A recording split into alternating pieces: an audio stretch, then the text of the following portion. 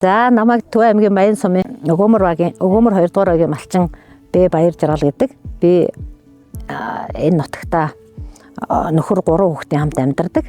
2015 онд энэ Gardasil гэдэг вакциныг хийлгэжсэн. Би анх энэ Gardasil гэдэг вакциныг телевизээр мэдээгээр үзчихсэн.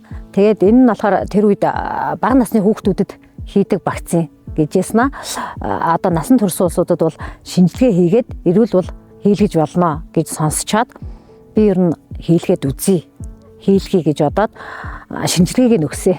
Тэгээ эрүүл гарсны үндсэн дээр 2015 онд энэ вакциныг хийлгээд тэгээд тэрнээс хойш чинь 2021 онд миний баг хүү гарсан.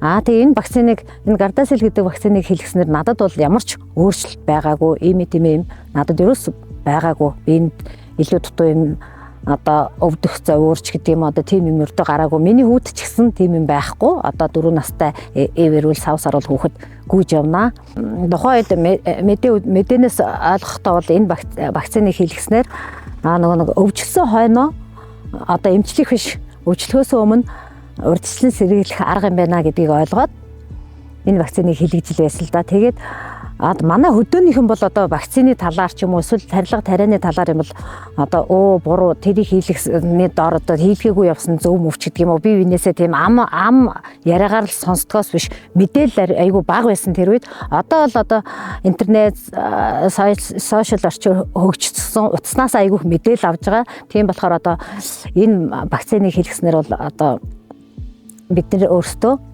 өвчнөөс урьдчилан сэргийлэх юм байна. Ганц арга юм байна. Энэ вакциныг хийлгэснээр гэж би бол ойлгож байна. Тэгэж бас малчтаа одоо өөртөө адилхан хөдөө амьдардаг бүсгүйчүүд, эмэгтэйчүүдтэй хэлмээр байна. Өнөөдрийн вакцин ирээдүйн хамгаалалт.